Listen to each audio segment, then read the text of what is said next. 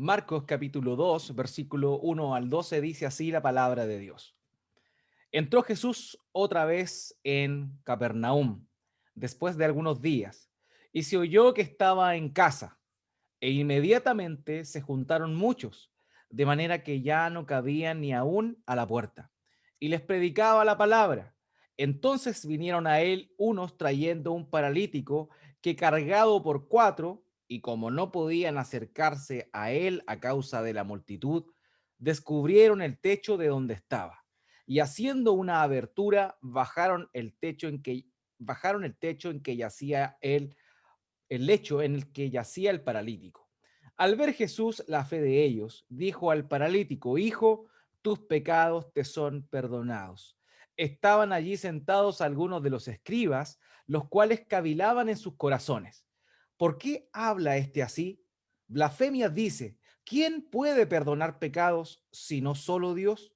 Y conociendo luego Jesús en su espíritu que cavilaban de esta manera dentro de sí mismos, les dijo: ¿Por qué caviláis así en vuestros corazones? ¿Qué es más fácil? ¿Decir al paralítico, tus pecados te son perdonados? ¿O decirle, levántate, toma tu lecho y anda? Pues para que sepáis que el Hijo del Hombre tiene potestad en la tierra para perdonar pecados, dijo al paralítico, a ti te digo, levántate, toma tu lecho y vete a tu casa. Entonces él se levantó enseguida y tomando su lecho salió delante de todos, de manera que todos se asombraron y glorificaron a Dios, diciendo, nunca hemos visto tal cosa. Queridos, quiero invitarle, por favor, que me acompañen a orar a nuestro Dios, para que Él, conforme a su Espíritu Santo, nos guíe en esta palabra nuevamente esta mañana. Padre bendito, Dios eterno, misericordioso, creador de todo, único Dios, excelso. Nada se te puede comparar, Padre bendito. Y por ese motivo es que hoy, esta mañana, nuevamente acudimos a ti, a tu voluntad, a tu gracia, a tu misericordia para con nosotros, rogando una vez más que tú seas instruyéndonos en tu palabra.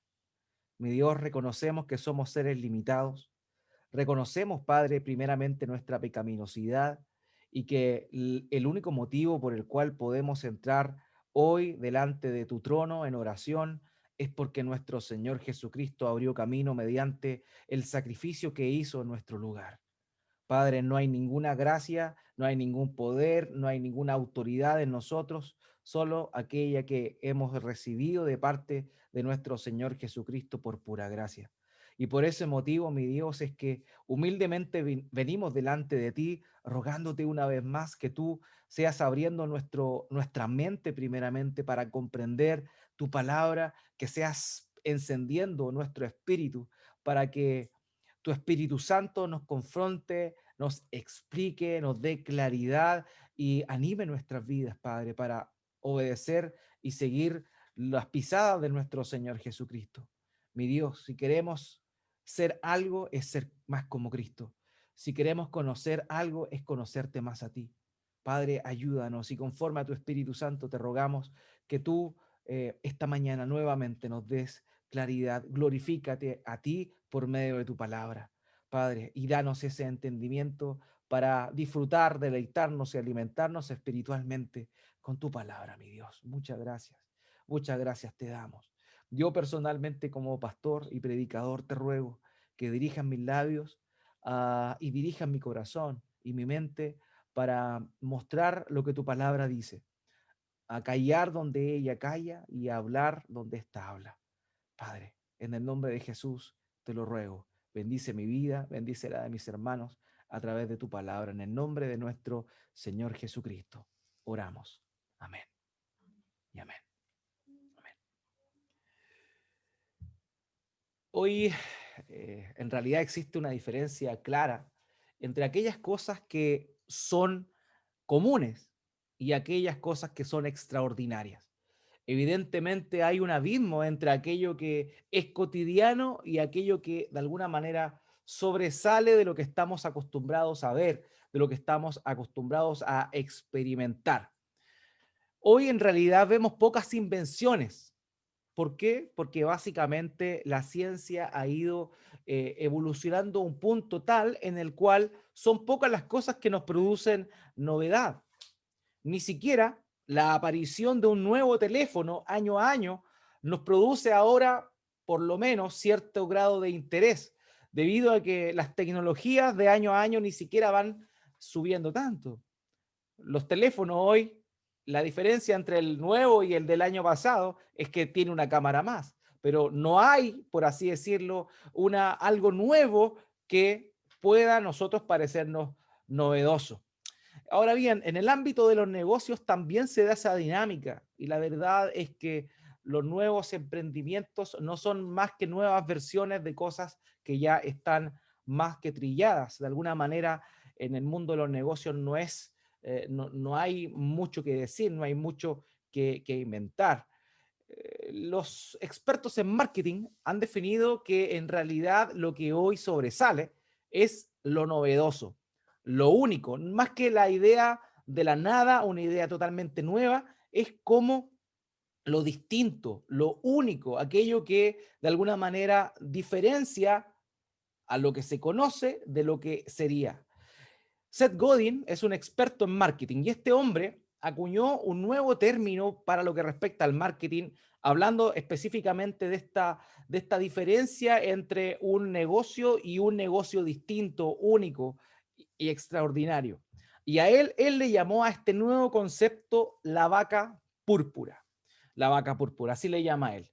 Y esto surgió en él de una idea muy particular. Él un día estaba con su familia en un viaje familiar por las Antillas francesas y iba en un viaje terrestre manejando y se dio cuenta durante ese trayecto que en las Antillas francesas había muchos prados verdes preciosos y estaba lleno de vacas. Evidentemente al principio eso causó asombro, no es común ver tantas vacas juntas. La idea es que él, luego de un trayecto aproximado de 20 minutos en la misma ruta, se aburrió de ver vacas. Se aburrió de ver vacas. Y él dijo, ¿qué pasaría si existiera una vaca púrpura? En ese momento él se dio cuenta que hay muchas cosas que son ordinarias, comunes, pero cuando algo sobresale, algo es espectacular, algo es distinto, esto marca totalmente la diferencia. Durante la época del Señor Jesucristo existían muchos rabíes. Los rabíes eran maestros, maestros que enseñaban la palabra de Dios. Había muchos, estaban los escribas, doctos, maestros de la ley. También durante el periodo del Señor Jesucristo aparecieron muchos pseudoprofetas, personas que decían traer un mensaje de liberación y también de libertad al pueblo y de novedad al pueblo judío. También existieron líderes que arrastraron a algunos pocos tras de ellos para seguirles dentro de revueltas contra el imperio romano que estaba subyugando, ¿cierto?, al pueblo judío en aquel entonces.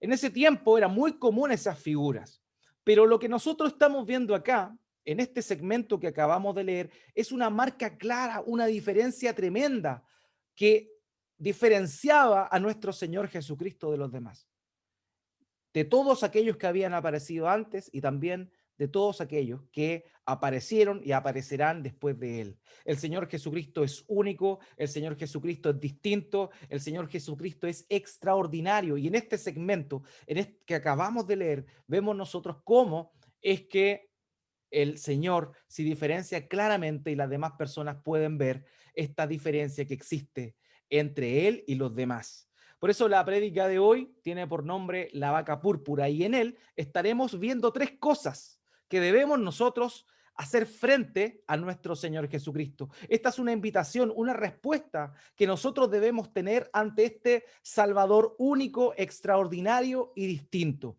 Vamos a estar hablando de tres puntos importantes. Primeramente, que debemos invitar a la gente a ir hacia este Señor. En segundo lugar, que debemos reconocer quién es Él. Y en tercer lugar, que debemos darle la gloria que Él merece. Esos son los tres puntos que vamos a estar viendo esta mañana en función a este pasaje que acabamos de leer. Lo primero, amados hermanos, que tenemos que sacar de ahí, extraer de aquí, es que debemos invitar a la gente hacia el Señor. Eso es lo que nosotros vamos a ver aquí, sobre todo en los primeros versículos. Acompáñeme, por favor, en el versículo 1. Marcos capítulo 2, versículo 1. Dice, entró Jesús otra vez en Capernaum después de algunos días y se oyó que estaba en casa. Sabemos que el Señor partió de Capernaum, donde estaba, digamos, hospedado. Nació en Belén, creció en Nazaret, pero cuando comenzó su ministerio se fue y se estableció como una base central en la ciudad de Capernaum, una ciudad marítima que de alguna manera estaba dentro de lo conocido en aquel entonces como la Vía Maris. Era un punto neurálgico donde muchos comerciantes transitaban y muchas personas de diversos labores u oficios llegaban a ese lugar, la Vía Maris, en Capernaum. El Señor Jesucristo estableció ahí justamente su ministerio y ahí estableció su casa. Y este pasaje nos señala aquí, primeramente, que Él llegó luego de varios días de haber estado por ciudades vecinas, donde se había dado precisamente el milagro que vimos la semana pasada, esta señal maravillosa de la limpieza del leproso. Vemos cómo es que el Señor ahora vuelve a Capernaum. Ya a esta altura la fama del Señor estaba en su máximo apogeo. Todas las personas lo único que querían era estar cerca de él. De manera que apenas se supo la noticia que nuestro Señor Jesucristo había vuelto a la ciudad, la gente se agolpó donde él se reunía. Marcos capítulo 2, versículo 12, el versículo 2 dice, e inmediatamente se juntaron muchos, de manera que ya no cabían ni aún en la puerta, y les predicaba la palabra. Aquí, hermanos míos, tenemos que ver algo muy importante, muy importante. La gente estaba obviamente necesitada, todos habían conocido a nuestro Señor como un sanador, ya habían experimentado su enseñanza en la sinagoga, pero lo que a ellos más les llamaba la atención de su enseñanza con autoridad eran los beneficios que él tenía o que él daba a aquellos que estaban cerca de él. Claramente las personas tenían una intención más que de oír sus palabras, de recibir algún beneficio de parte de él. Ellos querían probablemente sanidad, traían enfermos, era lo habitual, lo que se había dado ya de antemano en Capernaum, pero que también se experimentó en las ciudades vecinas a las cuales él fue posteriormente. Ahora, las casas en ese tiempo eran un poquito grandes debido al núcleo familiar que vivía en ese lugar. Una casa típica en Capernaum, de acuerdo a las excavaciones arqueológicas que se han encontrado, por lo menos daba la posibilidad de que entraran 50 personas adentro de pie. O sea, por lo menos había 50 personas de pie, por lo menos dentro de la casa donde se estaba reuniendo. Pero esto no era suficiente, no era suficiente. La gente agolpaba la casa y fuera de la casa también estaban atentas a lo que pasaba adentro. Pero nuevamente, ¿qué vemos aquí? Vemos que el interés de estas personas estaba dado exclusivamente en sus sanidades, pero no en lo que era más importante. Ahora, ¿cuál era la respuesta del Señor? Veía que las personas iban, veía que las personas tenían necesidad, pero él no dejaba de hacer lo que estaba haciendo para sanarles, él no dejaba de hacer lo que estaba haciendo para limpiarles, para recobrar su salud, no. ¿Qué dice el texto? Se juntaron muchos de manera que no cabían aún a la puerta y les predicaba la palabra. Amados hermanos, una vez más vemos nosotros la importancia y la exclusividad del ministerio de la palabra. La palabra es lo fundamental. La palabra es lo primero y más importante. Lo fue para el ministerio de nuestro Señor Jesucristo y también debe ser para nosotros. Para nosotros también debe ser. No tan solo el hecho de nosotros amar su palabra, sino que también lo que vemos en nuestro primer punto, invitar a los demás a escuchar la palabra de Dios. Hace 2000 años, la gente se acercaba a Jesús para recibir beneficios, para que le solucionara los problemas. Hoy, la verdad es que eso no es muy distinto. No es muy distinto. Las personas muchas veces se acercan a Dios por un interés basado en su necesidad más inmediata. Muchas personas, cuando tienen una enfermedad o tienen a alguien cercano y querido enfermo, ¿qué hacen? Oran a Dios sinceramente y esperan que Dios responda sus peticiones. Pero ¿qué es lo que pasa? ¿Qué es lo que pasa? Pasa realmente que lo único que anhelan es recibir el resultado de su petición. Hoy lo vemos de la misma forma que hace 2000 años atrás. Pero la gente hoy, cuando ve que Dios de manera simple y llana no responde su petición, ¿qué es lo que hacen? Van y vuelven a sus raíces católicas romanas, muchos de ellos, y comienzan a encomendarse a la Virgencita. ¿Por qué? Porque haberse dirigido a Dios directamente no les resultó. Entonces, nuevamente vuelven atrás y comienzan a orar a la Virgen, encomendarle o a algún santo.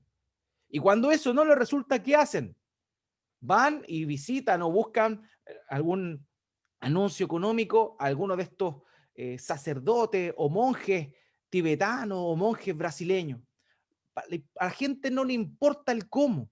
Lo único que quiere es salir de su problema.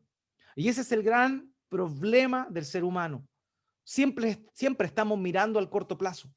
Siempre estamos mirando la necesidad más cercana que tenemos, pero no vemos cuál es nuestro real problema. Y Dios es un Dios maravilloso y Dios no le da al hombre lo que quiere. Dios le da al hombre lo que necesita. Y el Señor Jesucristo lo tenía más que claro. Y en su claridad lo que él hacía era poder compartir, era poder dar lo que la gente más necesitaba. Y lo que la gente más necesitaba ayer, en el tiempo de él, es lo mismo que la gente más necesita hoy. Él les predicaba la palabra. Amado, lo que más necesita el ser humano es conocer la palabra de Dios, es conocer el designio de Dios, lo que Dios quiere. Las personas tristemente hoy viven en función a sus propios deseos, en función a sus propios programas, y muchas veces nosotros caemos en lo mismo. Tenemos nuestras propias prioridades y nuestras oraciones están cargadas de nuestras necesidades, de lo que nosotros pensamos que necesitamos. Pero lo que nosotros más necesitamos desde la perspectiva de Dios es su palabra, porque por su palabra podemos conocerle a Él. Por medio de su palabra podemos descansar en Él, confiar en Él, sabiendo que Dios es fiel y que Él cumple lo que promete. Pero ¿cómo podremos esperar si no conocemos su palabra? ¿Cómo podemos estar tranquilos y confiados si no acudimos a su palabra? Por eso, amados míos, lo más importante para el Señor Jesucristo era predicar la palabra. Y lo mismo tiene que ser para nosotros. Lo mismo.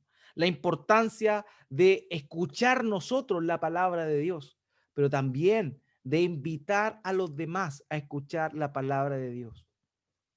Para nosotros sería mucho más sencillo la evangelización si dentro de nuestro culto, de nuestros programas de la iglesia, tuviéramos, por ejemplo, lo que les mencionaba hace unos días atrás, culto de sanidad. Y si nosotros hiciéramos propaganda, culto de sanidad, traiga a sus enfermos, la verdad es que sería para nosotros quizá mucho más fácil invitar a personas que no conocen a Cristo. ¿Por qué? Porque le estaríamos ofreciendo algo que ellos creen que necesitan urgentemente, que es la sanidad. Hoy, de manera terrible, muchos hablan de eso y muchas iglesias pseudo cristianas proclaman días de sanidad cuando ellos no tienen ningún poder en sí mismos para sanar a nadie. El único que puede sanar es nuestro Señor Jesucristo. Y nosotros como iglesia de Cristo lo que podemos hacer es orar con fe para que Dios haga conforme a su voluntad en la vida de las personas que están enfermas.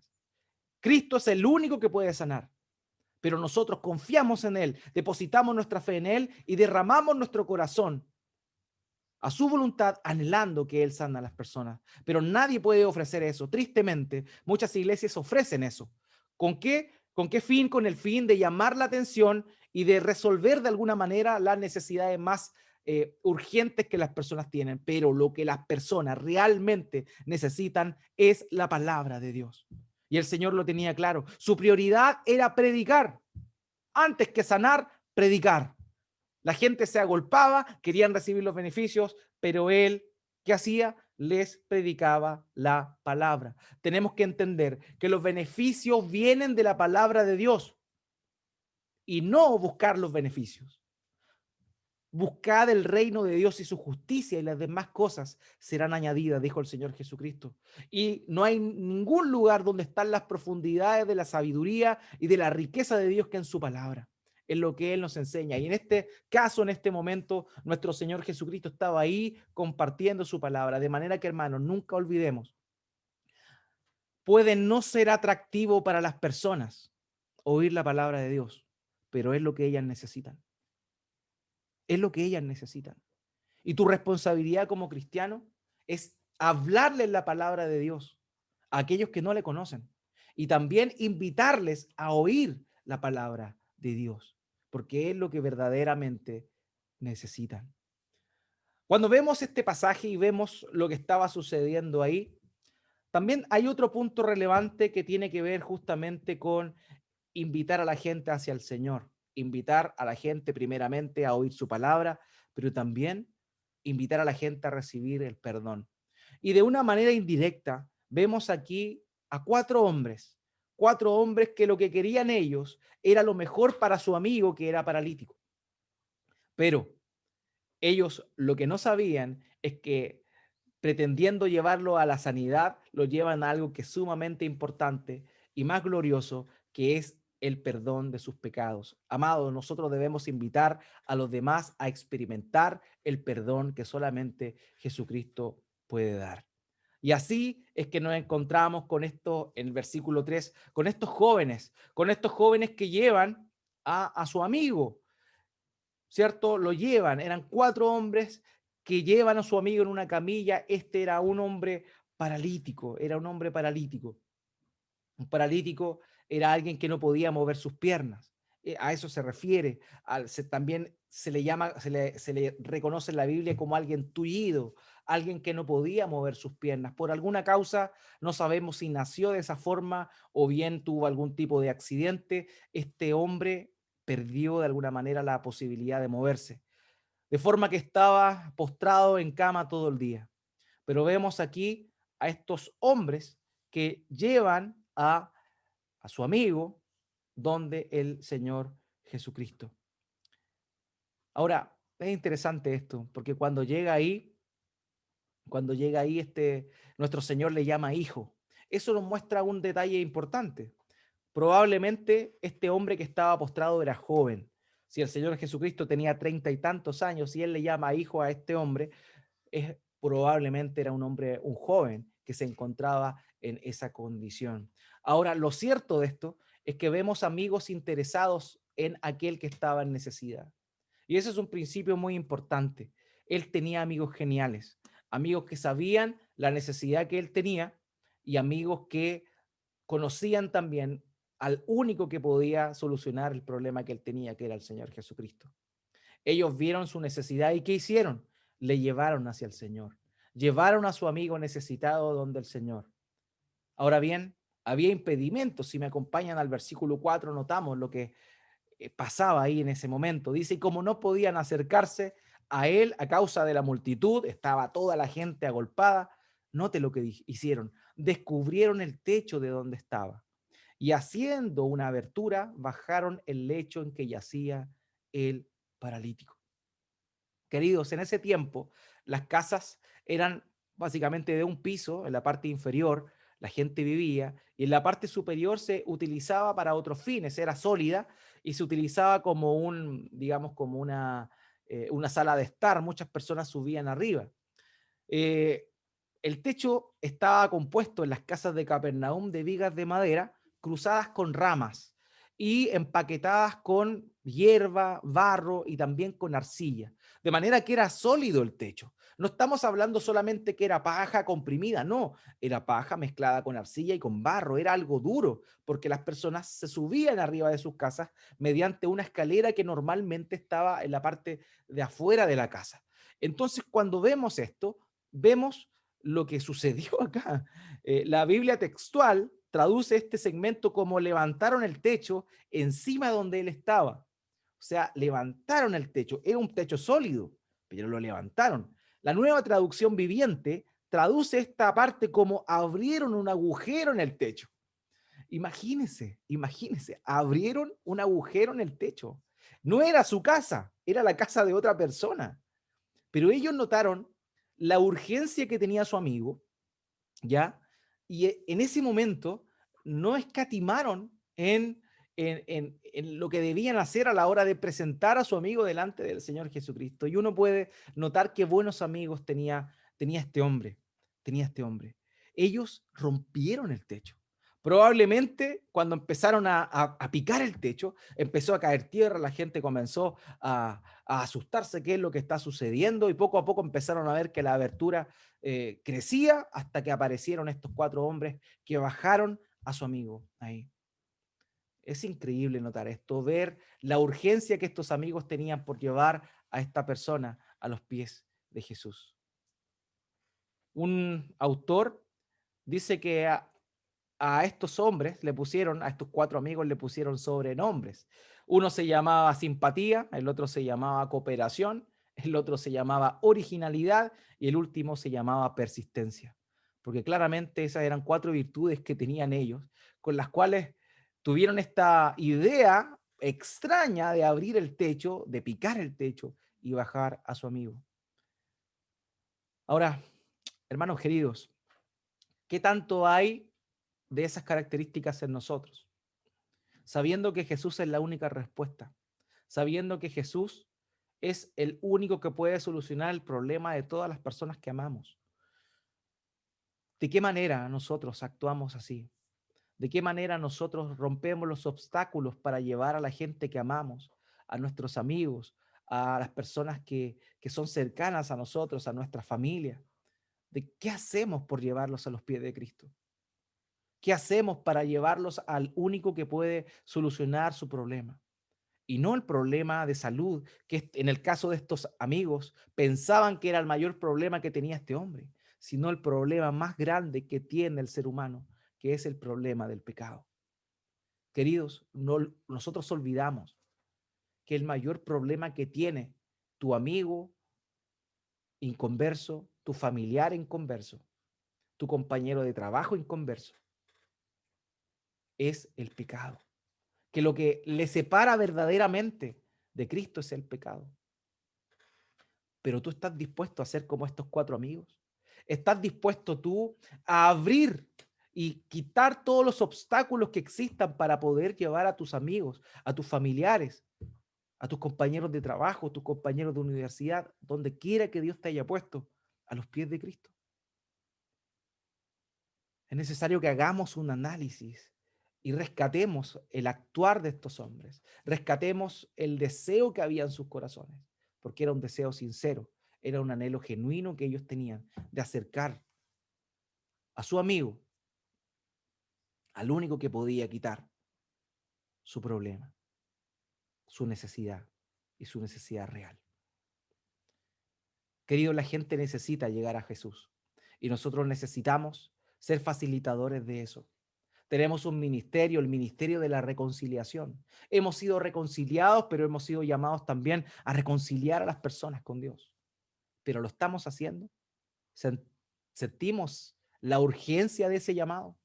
¿O en realidad no? Tenemos que analizar nuestro corazón. Tenemos que ver nuestras motivaciones. Tenemos que ver si realmente estamos interesados en hacer eso o no. Querido, ¿es una prioridad para ti que tu amigo que está lejos de Cristo le conozca? ¿Que tu hijo tal vez que está lejos de Cristo le conozca? ¿Que tu padre o tu madre que está lejos de Cristo le conozca? ¿Es una prioridad para ti? Queridos, hay urgencia en esto. Y estos hombres entendieron la urgencia que su amigo tenía y de una manera carnal, porque ellos querían solucionar el problema de salud de su amigo. Pero nosotros sabemos, como creyentes, que las personas cercanas que están sin Cristo tienen un problema mayor. Y ese problema es el pecado. Ese problema es aquel que solamente Cristo les puede quitar, dándoles el perdón. De manera que tenemos que llevar a nuestros amigos, llevar a nuestros familiares, a las personas que queremos, que están cercanas a nosotros, a Cristo. debemos reconocer. Y ese es el primer punto que vemos nosotros en este pasaje. El segundo punto importante es que debemos reconocer quién es Él. A partir de los versículos 5 al 11, nosotros comprendemos eso. Reconozcamos quién es Él. Debemos reconocer quién es Él. El versículo 10, el Señor Jesucristo dijo, para que sepáis que el Hijo del Hombre tiene potestad en la tierra para perdonar pecados. Él se refiere a sí mismo como el Hijo del Hombre. Ya lo mencioné anteriormente, el término el Hijo del Hombre era un título conocido para la gente de ese tiempo. ¿Por qué? Porque estaba profetizado. En Daniel principalmente se habla del Hijo del Hombre como aquel que está en el cielo y emite juicio a los hombres. Era esa imagen que tenían los judíos de esa época, bíblica por lo menos, de quién era el Hijo del Hombre. El Hijo del Hombre era el juez del cielo. Entonces, que estaba en el cielo. Pero el Señor Jesucristo dice aquí, el Hijo del Hombre tiene potestad en la tierra para perdonar pecados. Él está añadiendo a lo que la gente comúnmente conocía ahí, la definición del Hijo del Hombre, que estaba en el cielo, que juzgaba desde el cielo. Él le añade este elemento importante. El Hijo del Hombre no es solamente aquel que está en el cielo. El Hijo del Hombre no es solo aquel que emite juicio en el cielo. El Hijo del Hombre también es aquel que aquí en la tierra perdona los pecados. Amados, ese es nuestro Señor Jesucristo, quien perdona los pecados. Y vamos a ver más adelante cómo es que esto se dio a lugar. Pero eso es lo primero que tenemos que saber. Él es el Hijo del Hombre. En ese tiempo también habían otros textos que nosotros no tenemos en la escritura, que son conocidos como los libros apócrifos. Entre ellos circulaba en ese tiempo el libro de Enoc, y el libro de Enoc era un texto muy popular en ese tiempo. El segundo templo, el judaísmo del segundo templo estaba muy ligado al conocimiento de esos libros. Y en los libros de Enoc también se muestra de alguna manera a este Hijo del Hombre teniendo ciertas características, pero ninguna de esas declaraciones, de esos textos que no tenemos en la Biblia, señalan lo que el Señor Jesucristo está mostrando acá.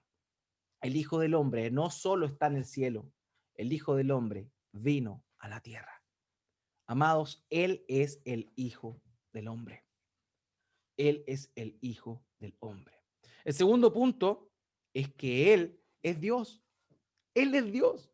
Eso es lo que vemos aquí. Y cuando analizamos este pasaje, vemos la divinidad del Señor Jesucristo en dos hitos muy importantes. Primeramente, en el perdón de los pecados. En el versículo 7, luego cuando Él perdona a este hombre y le dice, tus pecados te son perdonados, la gente que estaba alrededor, escribas y fariseos, según lo que menciona Lucas, señalan ellos que, ¿por qué habla este así? Blasfemia dice, ¿quién puede perdonar pecados si no solo Dios? Él no es solamente el Hijo del Hombre, Él es Dios. Jesús es Dios, porque Él perdona los pecados de este hombre. Él perdona los pecados de este hombre y solo Dios puede perdonar pecados, de manera que cuando vemos aquí este pasaje tenemos que reconocer que Él es Dios. No solo el Hijo del Hombre, no solo aquel que está en el cielo y que vino a la tierra, Él es Dios. Ellos tenían una visión de un Mesías, un enviado de parte de Dios a darle libertad. Esa era la visión del judío del tiempo del Señor Jesucristo.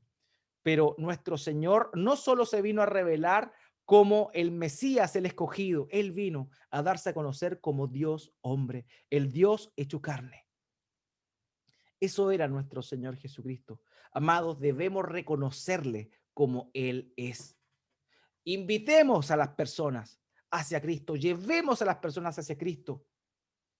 Pero nosotros tenemos que reconocer que Él es el Hijo del Hombre y que Él es Dios. Y llevarles a las personas también para que reconozcan precisamente eso. Él era Dios porque se toma la atribución de darle perdón a los pecados de este hombre. Pero también Él es Dios porque hace algo y muestra aquí el escritor algo interesante. Dice que Él perdona los pecados, pero que también Él supo lo que estos hombres fariseos, escribas, religiosos que estaban juzgando lo que el Señor hizo, estaban pensando.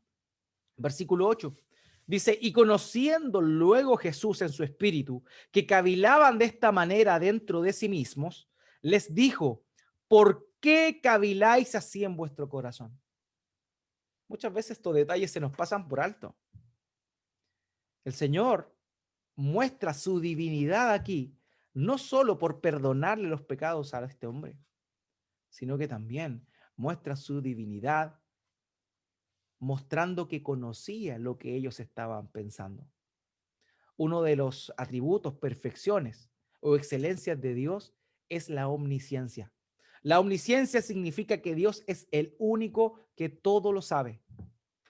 Jesús conocía el corazón. Solo Él puede leer la mente. Solo Él puede conocer lo que hay en el corazón del hombre. Jesús, el hombre Dios que podía leer la mente y el corazón de estos hombres. Así que tenemos que entender eso, queridos. Él es Dios. Él es Dios. C.S. Lewis, un autor, un pensador de mucho tiempo atrás, más conocido en el mundo secular por su libro, Las Crónicas de Narnia, esa serie de libros. Él era un escritor cristiano muy comprometido también en el pensamiento. Algunos lo consideran como un apologista, alguien que defendía la fe. Y él señala frente a la persona de Jesús que se pueden dar tres conclusiones referentes al Señor Jesucristo.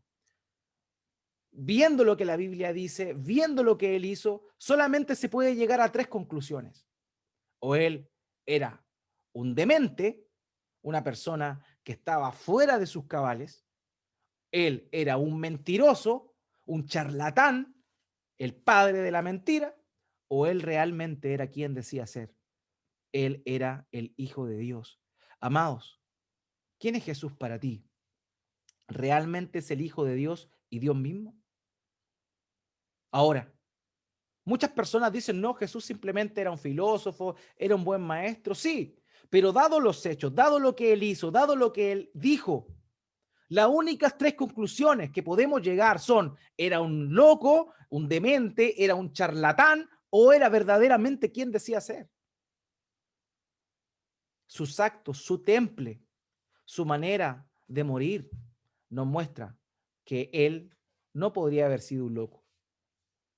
La forma en que reaccionaba era totalmente distinta a los problemas mentales. Él tampoco era un mentiroso, porque pueden haber muy buenos mentirosos, pero ningún mentiroso estaría dispuesto a dar su vida a causa de su mentira.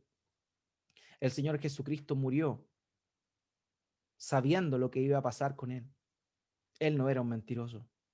Y si el Señor no era un loco, no era un charlatán, entonces verdaderamente era el Hijo de Dios. Amados, ¿has creído tú en el Hijo de Dios? ¿Ves a Jesús y ves al Hijo de Dios? ¿O realmente ves a un buen maestro? ¿Ves a alguien que da consejos sabios? ¿A alguien que fue un filósofo que guía a las personas a vivir una vida más plena? Realmente, un creyente no puede llegar a una conclusión como esa. Jesús es el Hijo de Dios.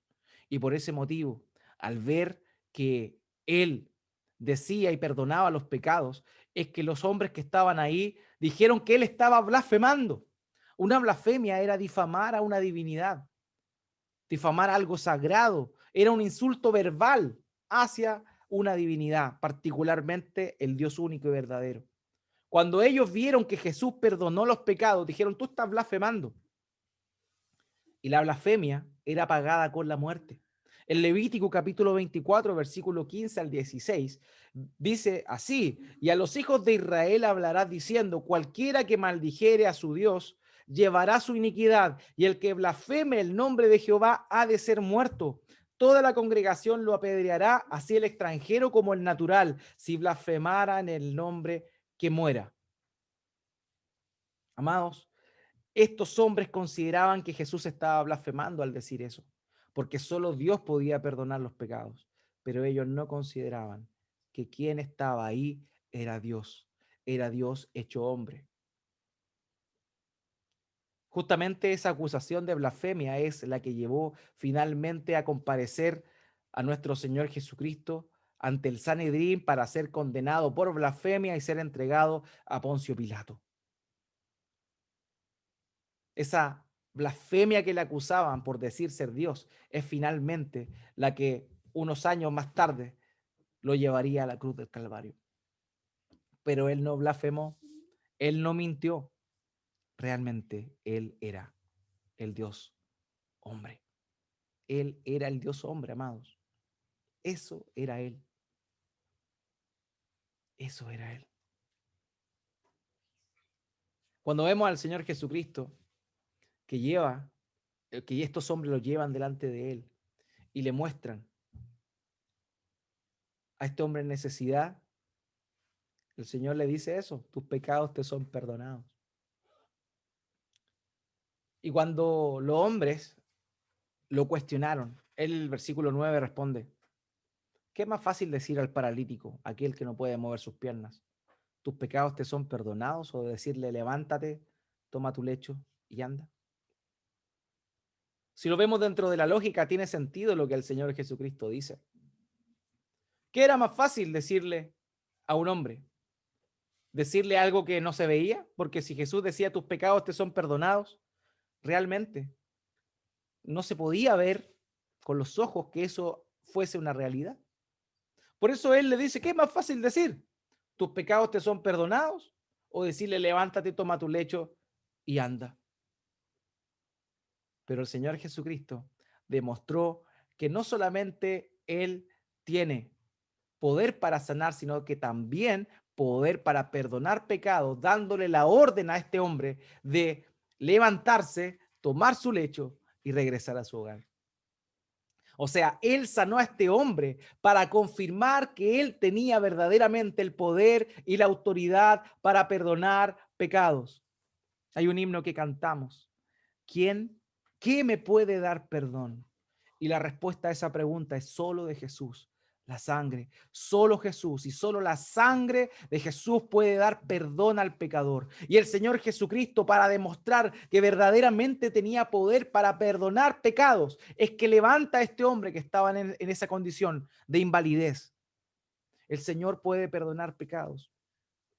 El Señor puede perdonar pecados porque Él es Dios. Y por eso es que llegamos a nuestro tercer punto que vemos aquí en el versículo 10 al 12. Solo el Señor Jesucristo puede perdonar pecados. Versículo 5, Él le dijo, al ver Jesús, la fe de ellos, le dijo al paralítico, hijo, tus pecados te son perdonados. Aquí hay puntos interesantes, amados, que tenemos que ver. ¿Saben que el Señor Jesucristo derrama su favor sobre nosotros por el puro afecto de su voluntad? Pero también Él considera nuestra fe. Él también considera nuestra fe. El texto nos dice, al ver Jesús, la fe de ellos. Y cuando habla de ellos, lo más probable es que se refiera, no hace una especificación. Probablemente el paralítico también tenía fe, por eso permitió todo lo que hicieron sus amigos. Pero por lo menos los 4 amigos sí tenían fe. Y el Señor Jesucristo se da cuenta de la fe de ellos. Y esa fe la demostraron haciendo. Esa fe la demostraron confiando y haciendo lo imposible por llevar a su amigo delante de los pies del Señor. Amados, debemos darle la gloria que Dios se merece, pero debemos también recordar que nosotros tenemos una responsabilidad y es confiar en Dios, confiar en sus promesas, confiar en lo que Él nos ha mandado, en lo que Él ha prometido. Y Dios mira nuestra fe. Es común ver al Señor Jesucristo respondiendo conforme a la fe de las personas. Sabemos que el Señor no necesita fe para sanar, pero sí cuando hubo fe el Señor lo reconoció. En muchas oportunidades el Señor Jesucristo no necesitó a la hora de sanar a las personas la fe de las personas. Pero aquí el relato resalta la fe de estos amigos, esta fe manifestada en sus acciones, en llevando a este hombre delante de los pies de Jesús y dándole el reconocimiento a nuestro Señor de que solo Él podía darle libertad y sanidad al que se encontraba en esa condición. Tus pecados te son perdonados. Eso es lo que el Señor Jesucristo le dijo. Miró su fe, pero la respuesta del Señor, luego de haber visto y resaltado la fe de ellos, fue: tus pecados te son perdonados. Esto era una declaración tremenda y distinta. Por eso yo les decía, el Señor es distinto a todos los demás. Él mismo dijo: los que vinieron antes de mí, en Juan capítulo 10, son ladrones. Yo soy el buen pastor. Él es el único, Él es distinto, Él es exclusivo. Solo Él podía hacer eso, solo Él podía dar perdón de los pecados. Y esa era una esperanza que el pueblo de Dios tenía. Ellos sabían que Dios mismo vendría y perdonaría sus pecados. En libros como el del profeta Isaías, eso aparece claramente descrito. En Isaías capítulo 33, versículo 24, no dirá el morador: estoy enfermo. Al pueblo que more en ella le será perdonada la iniquidad. El profeta Isaías ya hablaba del perdón de la iniquidad, del perdón de los pecados que solamente Dios podía dar. En Isaías 42, 22, dice: yo deshice como una nube tus rebeliones y como niebla tus pecados. Vuélvete a mí, porque yo te redimí. Nuevamente, diciendo que solo Dios puede perdonar los pecados. En el capítulo 43, versículo 25, yo soy el que borro tus rebeliones por amor de mí mismo y no me acordaré de tus pecados. Solo Dios podía hacer eso. Pero esa era la esperanza que los hombres tenían en el futuro cuando el reino de Dios se estableciera. Lo que el Señor Jesucristo estaba diciendo es que Él era el Rey del cielo, Él era el Rey y Él venía a perdonar pecados. Amados, solamente Dios puede perdonar pecados y solo Jesús puede perdonar pecados porque Él es Dios. Muchas veces las personas piensan que han cometido muchas faltas, que han fallado y que han hecho cosas imperdonables. Y claramente eso puede ser así. Tal vez tú has cometido pecados atroces que te da vergüenza recordar, que te da vergüenza que las personas sepan. Pero sabes una cosa, puedes encontrar perdón. Y en el único que vas a encontrar perdón es en Cristo. Solo Él puede dar perdón.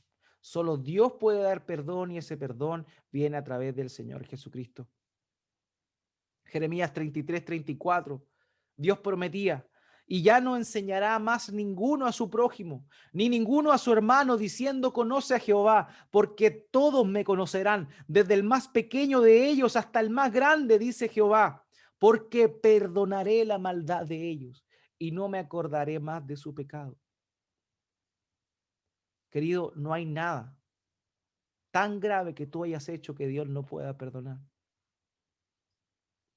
Ya lo hemos dicho en ocasiones anteriores, para un gran pecador hay un más grande y sublime Salvador que puede perdonar los pecados. De manera que lo único que necesitas es acudir a Cristo. Lo único que necesitas es volverte a Él.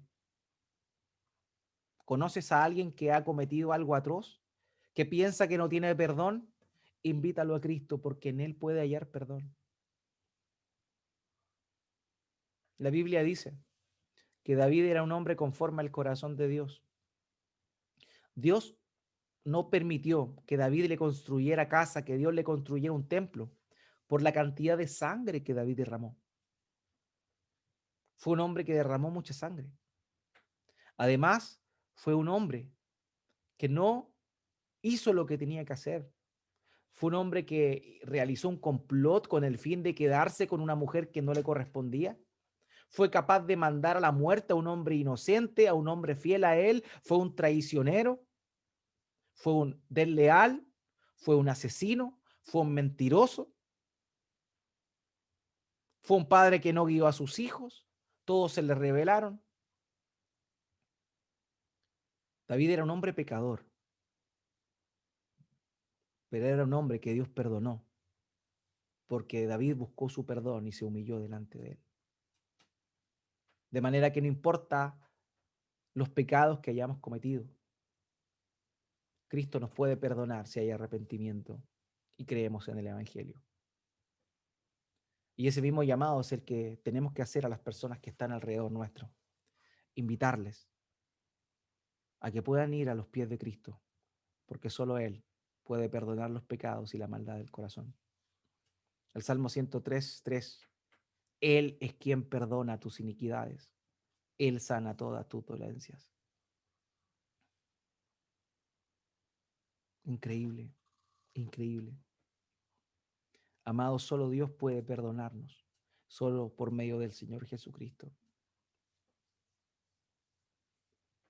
El obispo Ryle, Juan Carlos Ryle, dijo lo siguiente: que todo el mundo sepa que el Señor Jesús no desechará a los que creen en Él porque tengan defectos y debilidades. El esposo no echa a su esposa por las fallas que pueda encontrar en ella. La madre no abandona a su hijo porque sea frágil, débil e ignorante. Y el Señor Jesús no desecha a los pobres pecadores que le han confiado sus almas porque vea en ellos manchas e imperfecciones. No, Él se, él se gloría pasando por alto los defectos de su pueblo y sanando sus recaídas para lograr mucho de sus débiles gracias y perdonar sus muchos errores. Amados míos, este hombre fue llevado frente al Señor Jesucristo por sanidad para su cuerpo, pero encontró algo mucho más glorioso. Encontró el perdón de sus pecados, encontró el perdón de sus rebeliones, encontró el cáncer que consumía su alma y que lo iba a llevar a una eternidad en el lago de fuego y azufre. Amados, nosotros hoy vivimos tiempos de polarización, donde la gente está cargada a un lado, otros están cargados al otro lado. Lo vemos en nuestro país, lo vemos no solo aquí, lo vemos también en Estados Unidos con respecto a las elecciones que están teniendo este fin de semana. Hay una separación los unos y los otros. Pero todas esas divisiones no son divisiones en función de Dios. Para Dios solo hay dos tipos de personas. Ambos tipos de personas son pecadores. Pero, por un lado, tenemos pecadores perdonados y pecadores que no han sido perdonados. Esos son los únicos grupos de personas que hay delante de los ojos de Dios. Pecadores perdonados y pecadores no perdonados. Si tú has recibido el perdón, da gracias y gloria a Dios, pero no te olvides que todavía hay quienes no reciben el perdón. Todavía hay quienes no reciben la gracia de sentirse perdonados. Pueden ser muy malos, pueden ser muy egoístas, pueden ofenderte a ti, ofenderme a mí, pero sabes tú que ellos necesitan a aquel perdonador. Las personas que nadie se imaginaría que Dios perdonaría fueron perdonadas por Él. El ejemplo más claro es el apóstol Pablo, un hombre que los primeros cristianos, cuando supieron que él había conocido a Cristo y que ahora era cristiano, temían, no querían juntarse con él por lo malo que había sido, un hombre que perseguía a los cristianos, un hombre que siendo joven estuvo de acuerdo y dio su voto para que mataran a Esteban, el diácono de la iglesia. Pablo fue aquel que pedía permiso a los principales de todas las ciudades con el fin de arrastrar a hombres cristianos y cristianas, entregándolos a los concilios para que los llevaran preso, y muchos de ellos encontraron la muerte ahí. Si alguien no merecía el perdón, si alguien era impensado que conociera a Cristo y que recibiera el perdón, era el apóstol Pablo. Pero el Señor Jesucristo salió a su encuentro. Amados, solo Cristo puede perdonar pecados. Y tú has sido llamado a invitar a tus cercanos a recibir ese perdón. Es posible, es posible. Mateo 11:28, vemos y encontramos ahí al Señor Jesucristo diciéndole a la gente que se encontraba en ese lugar: vengan a mí todos los que están cansados y llevan cargas pesadas, que yo les daré descanso, dice la Nueva Traducción Viviente. Queridos, este mensaje es una invitación a todos, a todos. ¿Quién no está cargado? ¿Quién no lleva cargas pesadas? El ateo que más rehúsa a Dios, que más reniega a Dios, aquel que se burla de ti por ser creyente, aquel que se mofa, estos jóvenes anárquicos que están quemando iglesias, ellos también están cargados, están cansados por el pecado. El gran problema es que no lo quieren reconocer. Y esa es tu misión, esa es mi misión, indicarles que vayan a aquel que les puede dar descanso, aquel que puede perdonar sus pecados. La semana pasada vimos cómo el Señor Jesucristo se acercó a aquel que nadie quería acercarse, a un leproso. Amados, estamos nosotros llamados también a llevar el mensaje del perdón a todas aquellas personas que nosotros pensamos que no debemos acercarnos. El perdón está al alcance de todos, pero solo por medio de Jesucristo. Sin acudir a Jesucristo, no hay perdón de los pecados. De manera que la invitación es a todos, pero tú no puedes llegar a los pies de Cristo si no reconoces quién es Él, si no reconoces que Él es el Señor, que Él es el Salvador, que Él es el Dios hombre. Queridos, que ese sea el evangelio que prediquemos, que ese sea el evangelio que proclamamos, esa invitación que hacemos, seamos como los amigos de este hombre. Llevemos a las demás personas que están inválidas espiritualmente hacia aquel que no solo les puede dar salud del cuerpo, sino que también puede dar lo más importante, la salud y la vida eterna a su alma. A ti te digo, levántate, toma tu lecho y vete a tu casa. El Señor le perdonó, le ordenó hacer algo que él no podía hacer por sí mismo y le ordenó algo que era impensado. Le ordenó volver totalmente distinto a su casa. Eso es lo que hace el Señor Jesucristo cuando se encuentra con los pecadores. Los perdona, los invita a hacer cosas que no pueden hacer por sí mismos. Los invita a hacer aquello que es impensado y les invita a ser diferentes. Este hombre se levantó, tomó su lecho y se fue a su casa.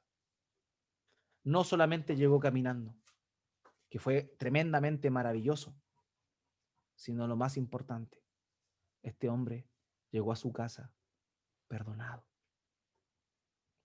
Entonces se levantó enseguida, versículo 12, y tomando su lecho, salió delante de todos, de manera que todos se asombraron y glorificaron a Dios, diciendo: nunca hemos visto tal cosa. Solo Jesús es distinto, solo Jesús es único, Él es diferente, Él puede perdonar los pecados, Él puede cambiar la realidad de las personas. Y todo lo que hace Él es para la gloria de Dios. Amados, invitemos a los pecadores, llevemos a los pecadores, rompamos los techos que haya que romper, llevémosles hacia Cristo, invitémosles a reconocer que Él es Dios, que Él es el Hijo del Hombre, no tan solo que está en el cielo, sino que vino a la tierra a perdonar pecados. Amados, glorifiquemos a Dios mediante el testimonio que damos de nuestro Señor Jesucristo, invitando a los pecadores también a arrepentirse. Ese es el llamado de su palabra para nosotros esta mañana. Ese es el llamado para cada uno. Amados, que Dios les bendiga, que Dios bendiga nuestras vidas y que entendamos más y más y asumamos más y más quién es nuestro Señor Jesucristo, cuál es la condición del hombre y qué es lo que Él puede hacer a nuestro favor. Quiero invitarle a que podamos orar a nuestro Dios. Padre bendito, muchas gracias por tu palabra. Gracias, Dios. Muchas gracias, Padre. Gracias porque en ti, por medio de nuestro Señor Jesucristo, podemos encontrar descanso.